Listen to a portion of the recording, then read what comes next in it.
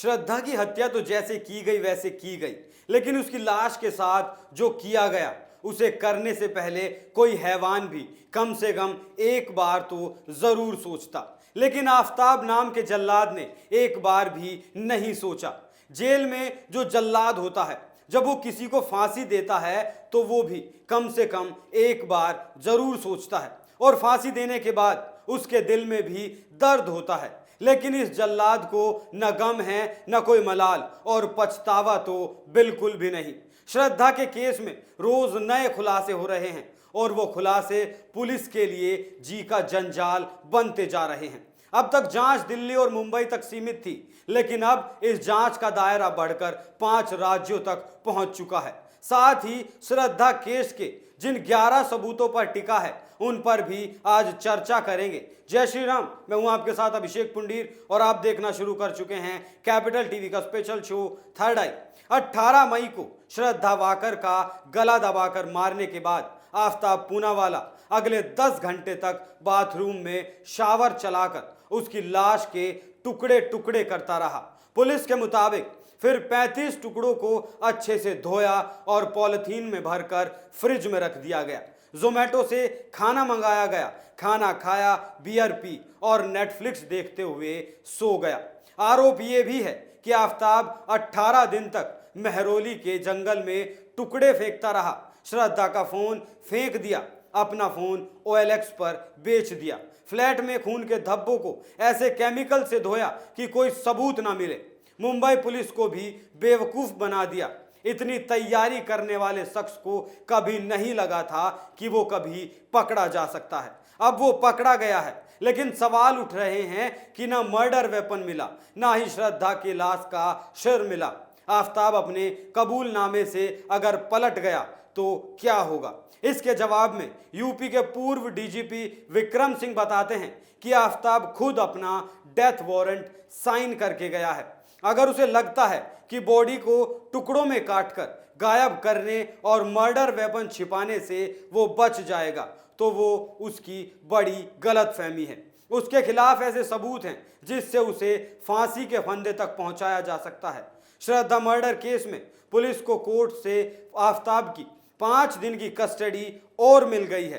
हालांकि पुलिस 10 दिन की कस्टडी मांग रही थी। दिल्ली पुलिस सबूत जुटाने के लिए आफताब को उत्तराखंड और हिमाचल भी लेकर जाएगी। वहीं पुलिस को आफताब के नार्को टेस्ट कराने की भी मंजूरी कोर्ट से मिल चुकी है। पुलिस सूत्रों के मुताबिक अब तक पुलिस को श्रद्धा मर्डर केस से जुड़े 11 अहम सबूत और गवाह मिले हैं, जिनमें से ज्यादा परिस्थितिजनिक सबूत हैं। पुलिस सूत्रों के मुताबिक अब तक पुलिस को श्रद्धा मर्डर केस से जुड़े 11 अहम सबूत और गवाह मिले हैं, जिनमें से ज्यादातर परिस्थितिजनक सबूत हैं। अभी तक मर्डर वेपन या बॉडी का सिर नहीं मिला है। आफताब को मेहरौली के उसी फ्लैट में लाया गया जहां श्रद्धा का मर्डर किया गया था। पुलिस के मुताबिक फोरेंसिक टीम भी पहुंची और इस टीम को संजीव गुप्ता लीड कर रहे थे। फोरेंसिक टीम ने घंटों लगाकर फ्लैट के कोने कोने से सबूत जुटाए। क्राइम सीन पर टीम को सिर्फ एक जगह किचन में खून के कुछ निशान मिले हैं। अब आपको बताता हूं वो 11 सबूत जो पुलिस के हाथ लगे हैं। आफताब के घर से मिला श्रद्धा का बैग, श्रद्धा के पिता और दोस्तों के बयान, कॉल रिकॉर्ड्स और लोकेशन से जुड़ा data, bank account details, kitchen में मिले खून के धब्बे, जंगल में मिले बॉडी पार्ट्स, आफताब का इलाज करने वाला डॉक्टर, फ्रिज का बिल और दुकानदार का बयान, चाकू बेचने वाले दुकानदार का बयान, आफताब का कबूलनामा, बबल ऐप का डाटा। कातिल ने पूछताछ में कबूल किया है कि उसने श्रद्धा के सिर समेत शरीर के कई टुकड़ों को फ्रिज में 5 महीने से ज्यादा वक्त तक रखा था। सीसीटीवी कैमरों की फुटेज से भी इसकी पुष्टि की जा चुकी है। शव के कुछ टुकड़े उसने हत्या करने के बाद ही फेंक दिए थे, जबकि श्रद्धा के शव को 2 दिन उसने घर में भी रखा था। एक दिन श्रद्धा का शव कमरे में ही पड़ा रहा था। शव के नजदीक बैठकर उसने खाना खाया। आरोपी ने पूछताछ में बताया कि उसने श्रद्धा के शव के सिर्फ 16 टुकड़े किए थे। इस दौरान पहले की तरह वो मुस्कुराता रहा। एक और दिल दहला देने वाला खुलासा भी हुआ है। 2020 की मेडिकल रिपोर्ट से यह खुलासा हुआ है कि आफताब अक्सर श्रद्धा को बुरी तरह से मारता पीटता था।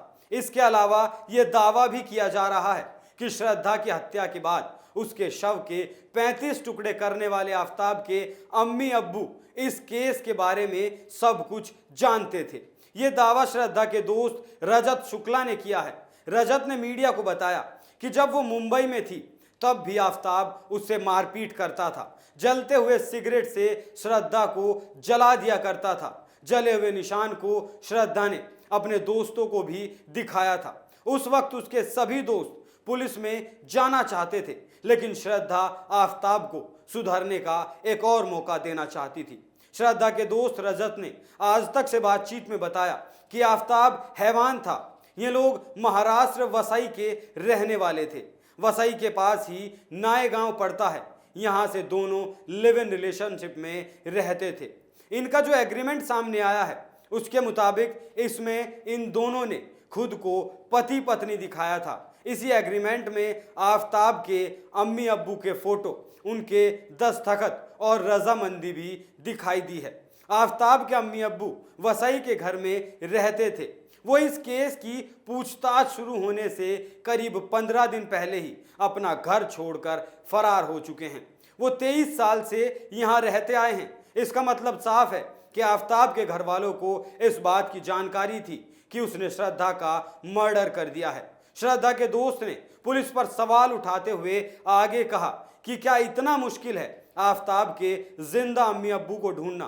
पुलिस आखिर कर क्या रही है अभी तक? अगर आफताब के अभिभावक को जीवित पकड़ लिया जाता है तो ये जो नार्को टेस्ट की बात हो रही है या जो कहानियां वो रच रहा है उससे ये केस बहुत आसान हो जाएगा।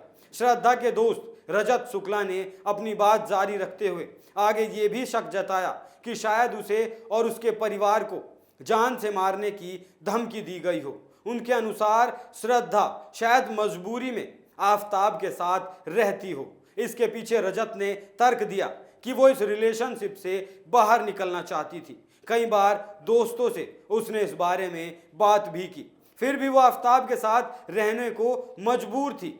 वो 2015 से 2019 तक श्रद्धा के साथ लगातार संपर्क में था। 2018 तक वो उससे ठीक से बात करती थी, उसके बाद वो थोड़ा डल हो गई। 2019 तक वो रूड हो चुकी थी। इसके बाद वो फ्रेंड सर्कल में कुछ ही लोगों तक सीमित रह गई।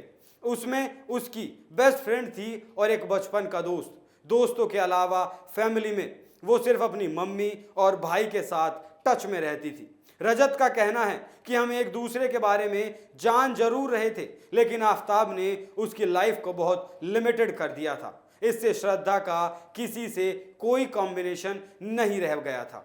5 दिन से लगातार जांच चल रही है, पूछताछ चल रही है, लेकिन कातिल का मुस्कुराना बंद नहीं हुआ।